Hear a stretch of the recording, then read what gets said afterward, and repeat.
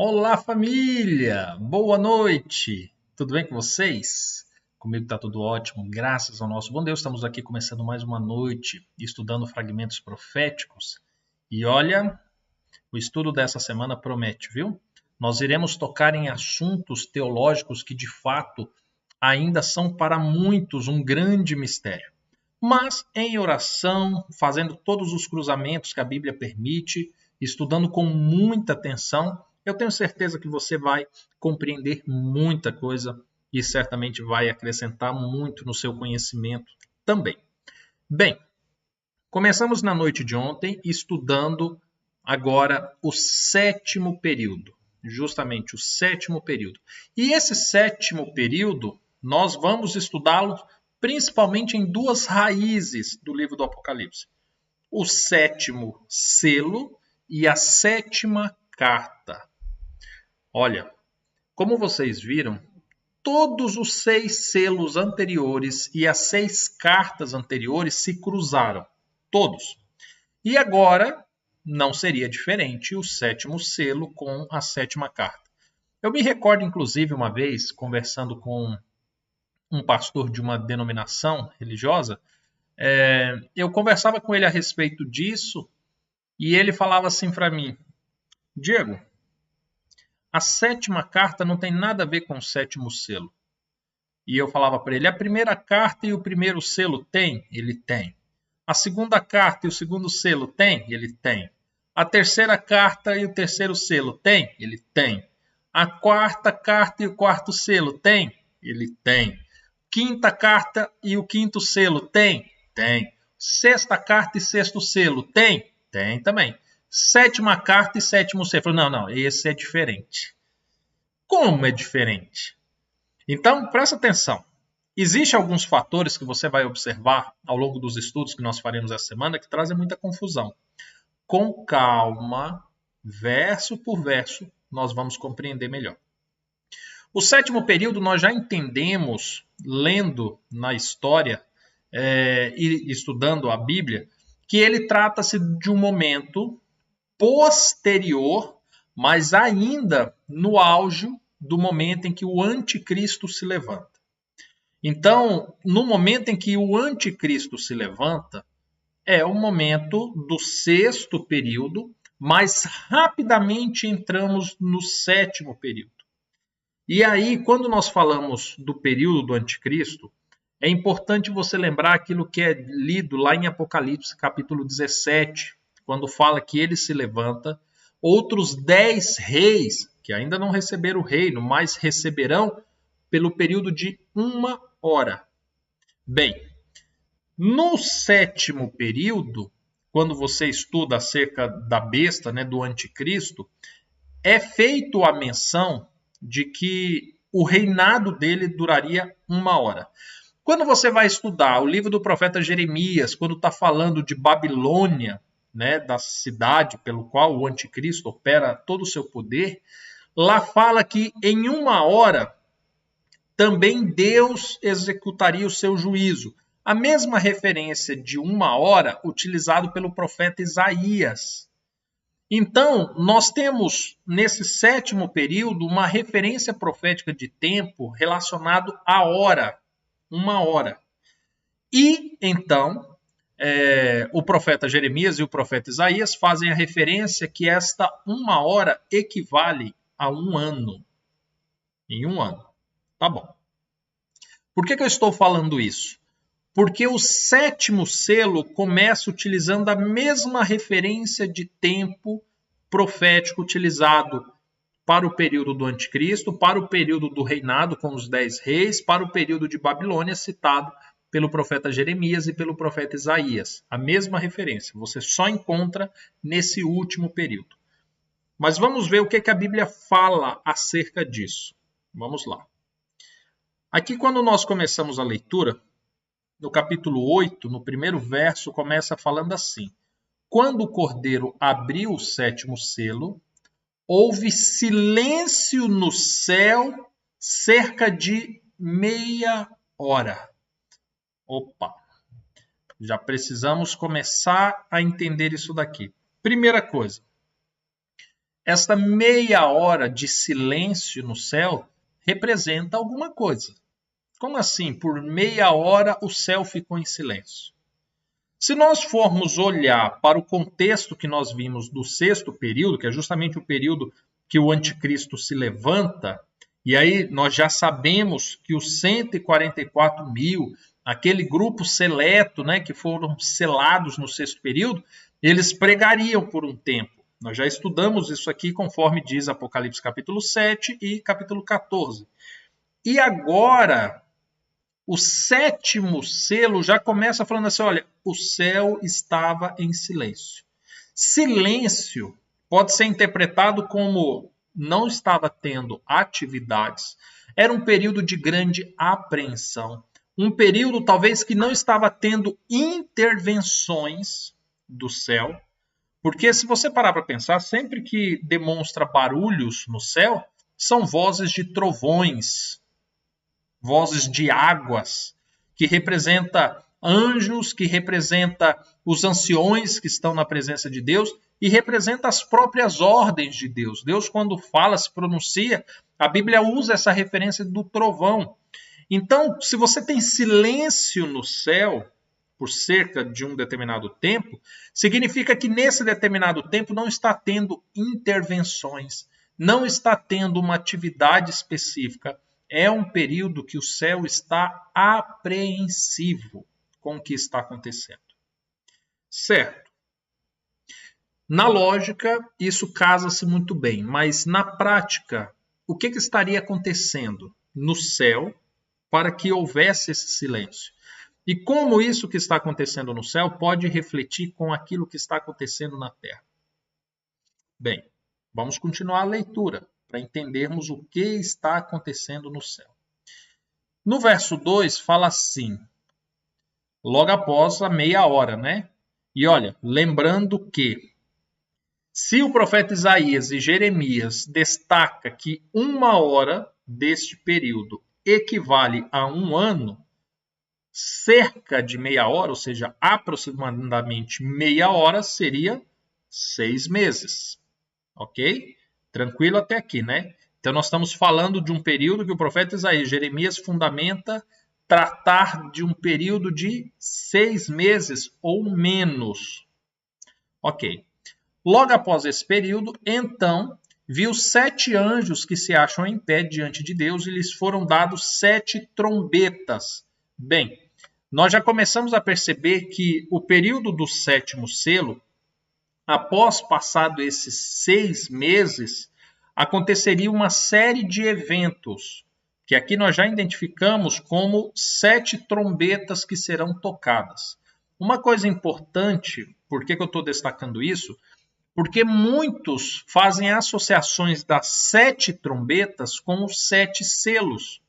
Eu já vi muitos que fundamentam que a primeira trombeta equivale ao primeiro selo, segunda trombeta, segundo selo, e assim sucessivamente. Só que tem um problema nessa interpretação, porque a primeira trombeta ela é tocada no 7º selo. Outros falam que as 7 trombetas equivalem às 7 cartas, mas note que as 7 cartas elas não fazem associações às trombetas e é somente na última carta que tem essa referência das trombetas. Então, algumas interpretações que alguns fazem em torno das 7 trombetas, fazendo associação com esses 7 períodos, não casa. As 7 trombetas começam no 7º período e logo após essa primeira meia hora, esse primeiro período de 6 meses da 7ª trombeta. Certo, recebeu as trombetas, mas e aí? Então veio um outro anjo, ficou de pé junto ao altar, com um incensário de ouro. Opa, agora apareceu aqui um objeto, um utensílio, que nós podemos estudar a respeito dele quando nós olhamos para o livro dos Levíticos, Deuteronômio, Números, quando fala do santuário terrestre, aquele que Deus pediu para Moisés construir, a imagem e semelhança de um que havia no céu. Agora nós vemos um utensílio que tinha nesse santuário. E lembrando que João ele está vendo o santuário celestial. Mas vamos continuar vendo se tem mais associações. E foi-lhe oferecido incenso, muito incenso, para oferecê-lo com as orações de todos os santos sobre o altar de ouro que se acha diante do trono. Mais uma associação. O incenso colocado no incensário e o altar de ouro. O altar de ouro. O altar é onde fica a presença de Deus. A presença de Deus no santuário terrestre ocorria no lugar santíssimo, onde tinha a arca da aliança, aonde tinha os mandamentos de Deus, a vara de Arão, o maná que desceu do céu, o propiciatório com os 2 querubins com as asas cobrindo a tua face, olhando para o propiciatório. Ok. E da mão do anjo subiu até a presença de Deus a fumaça com orações dos santos. Agora aqui nós conseguimos identificar, nós já identificamos um objeto, já identificamos o local aonde está acontecendo e agora nós identificamos um evento. Quando nós olhamos para o santuário terrestre, acontecia um único dia ao ano, quando o sumo sacerdote ele adentrava o lugar santo dos santos, entrando justamente com um incensário, com sangue ali. E quando ele entrava ali com esse incensário, a presença de Deus descia naquele lugar. E aquele lugar era tomado de uma fumaça, de uma nuvem que cobria todo o ambiente. E quando esse ambiente estava coberto, a presença de Deus ali era chamada de Shekinah. Shekinah. Certo. Mas e aí? O que acontece em seguida? O anjo tomou o incensário, encheu do fogo do altar e então o atirou à terra. Houve então trovões, vozes, relâmpagos e terremoto. Então, os 7 anjos que tinham as 7 trombetas prepararam-se para tocar. Olha que interessante. O livro do Apocalipse ele vai fazer uma associação, quando ele vai falar das 7 pragas, do mesmo evento. Só que nós não vamos estudar isso hoje. Estamos focados na meia hora. Só que este evento que está acontecendo aqui, como eu falei para você, já é identificado lá no Antigo Testamento. Quando nós falamos a respeito do dia da expiação, do Yom Kippur, por exemplo, o que acontecia? O sumo sacerdote adentrava lá dentro, com o incensário, né, cheio de sangue. Quando a Shekinah descia, repousava sobre esse lugar, a presença de Deus, significava então que Deus estava aceitando aquele incenso, estava aceitando aquele sacrifício, aquela expiação. E então agora o sumo sacerdote, ele aspergia todo aquele sangue que estava no incensário 7 vezes. Ele aspergia, ele jogava sobre a terra 7 vezes. Curiosamente, nesse cenário, nós temos um anjo adentrando o lugar santíssimo, trazendo o incensário. De repente, uma nuvem toma conta do lugar. Em seguida, 7 anjos se preparam para tocar as suas trombetas. E você verá, a partir da primeira trombeta, que essas trombetas agora são tocadas na terra. Assim como aquele incensário era aspergido sobre a terra, essas trombetas são tocadas na terra. Certo, perfeito. Então, Diego, você está me dizendo que no 7º período acontecerá no céu o Yom Kippur, o dia da expiação, conforme acontecia na terra? É exatamente isso que o texto está me sugerindo. Perfeito. Diego, então se nós olhamos para o santuário terrestre e nós identificamos que se trata do Yom Kippur, se nós olharmos para o santuário terrestre, será possível identificar essa meia hora? Aí eu lhe pergunto, coloca aqui no chat para mim. Você acha que é possível identificar? Se nós temos todo um evento acontecendo, E aí você já identificou todo o evento apocalíptico por meio do Antigo Testamento. Esta meia hora, será que no Antigo Testamento nós temos a referência dela? Hoje eu não estou trazendo para você os textos do Antigo Testamento, porque o nosso foco é na meia hora. Mas essa semana nós ainda vamos estudar essa expiação, tá? Mas o que é curioso? Quando você olha essa meia hora, note que meia hora é metade de um ciclo de tempo. O tempo do sétimo período é a hora, né? A referência de hora. Durará 1 hora esse ciclo. Só que meia hora é metade de um ciclo. Uma coisa extremamente curiosa. A expiação não durava um dia. Ela durava mais de um dia. Logo, o sétimo período ele vai se estender por mais de um ano.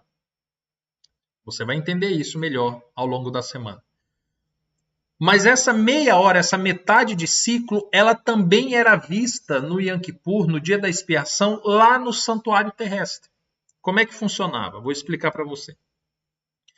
Todos os dias da semana, ocorria no santuário uma coisa chamada de sacrifício contínuo.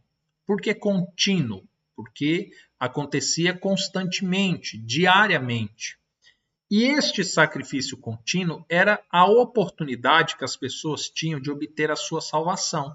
Porque diante de um pecado, eles levavam um cordeiro, era sacrificado, né, nos horários do sacrifício contínuo, eram 2 horários por dia, um na primeira parte do dia, na parte da manhã, outro na segunda parte do dia, na parte da tarde.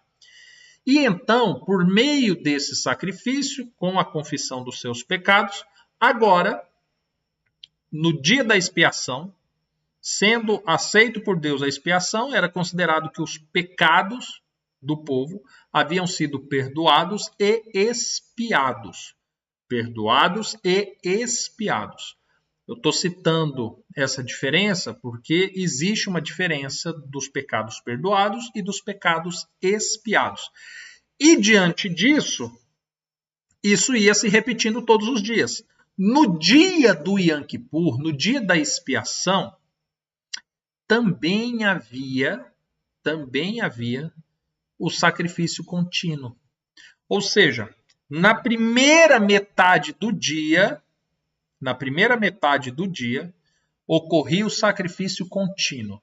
Chegou no dia do Yom Kippur, mas você ainda tinha metade do dia para levar o seu cordeiro até a presença do Senhor, sacrificá-lo, confessando os teus pecados sobre o cordeiro, para que os seus pecados fossem perdoados, para que à tarde, exatamente às 3 horas, no horário do sacrifício da tarde, então agora os teus pecados pudessem ser expiados.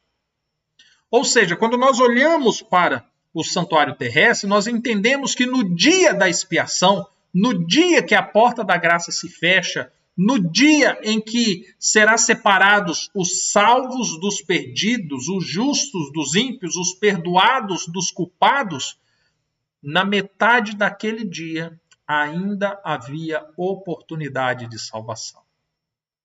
Logo, o que nós entendemos diante disso?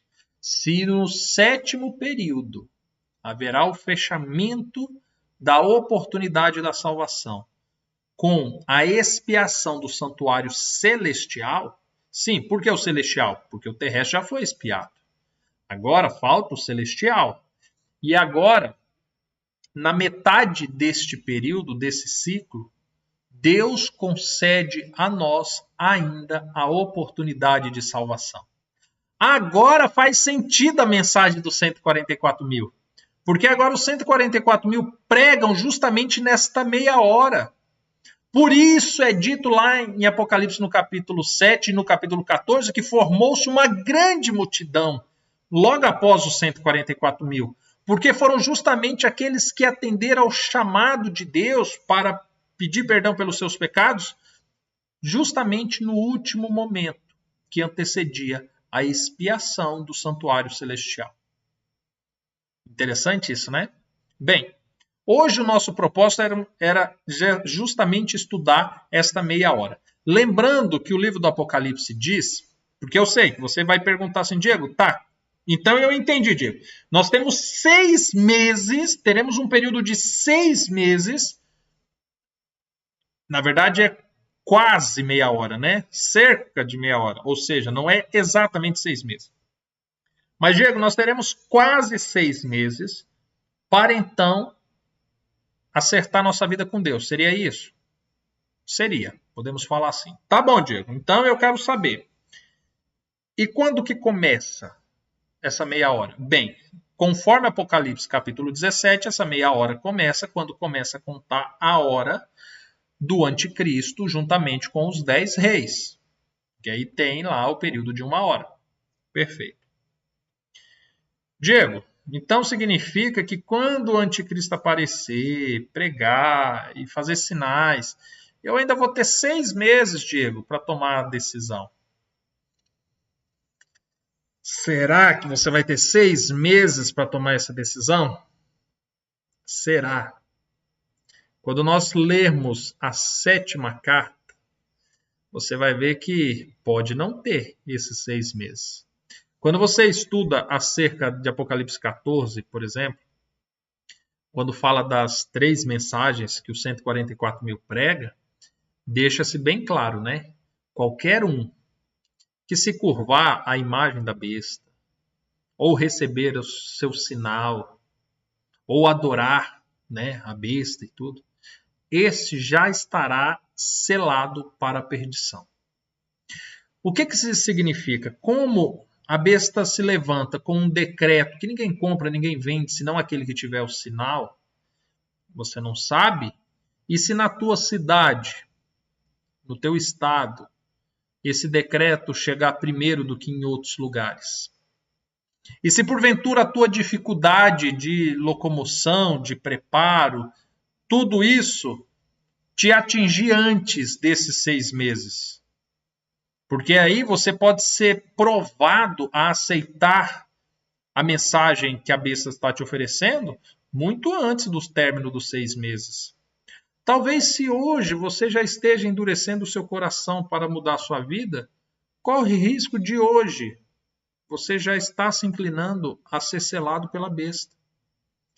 Então, existe de fato um período para que a gente entenda, principalmente, quem irá compor esse número dos 144.000. Porque os 144.000, ele recebe a mensagem, ele entende a mensagem, ele se prepara para pregar a mensagem. Então, na condição dos 144.000, é extremamente importante eu saber por quanto tempo eu vou pregar essa mensagem, por quanto tempo vai durar todo esse período. A Bíblia já está revelando, aproximadamente 6 meses.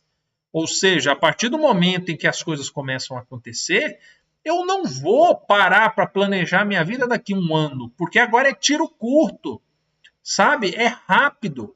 Eu tenho que estar pronto, porque no momento, aquilo que Cristo falou, quando virdes a abominação desoladora, da qual falou o profeta Daniel, é naquele momento em que ele aparece, eu já tenho que estar pronto. Eu não vou me preparar quando ele acontecer.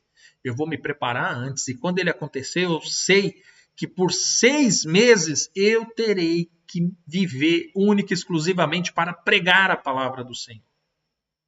Ou seja, talvez você se apegar, bem, Diego, mas vai haver um prazo. Ei, esse prazo, eu, se fosse você, não confiava nele. Sabe? Não confia. Porque se você deixar para amanhã uma decisão que você deve tomar hoje, meu amigo, Jesus aconselhou, né? Aprenda enquanto há tempo, olha para a figueira. Quando você vê os seus ramos, ei, olha os sinais, olha o que está acontecendo, olha a compreensão que hoje você está tendo do livro mais misterioso que o mundo conhece, porque o Espírito Santo está chamando a sua atenção. Então, você deixar para amanhã pode ser um enorme erro, pode ser um erro que pode custar a tua vida, a vida das pessoas que você ama. E eu não estou falando apenas para essa terra de pecado, mas referente à eternidade. Eu espero que o estudo de hoje possa ter te ajudado. Peço para você curta esse vídeo. Eu nunca te pedi nada. Tô brincando, já pedi sim. Já pedi para você curtir outras vezes. Mas eu te peço de novo, curta esse vídeo.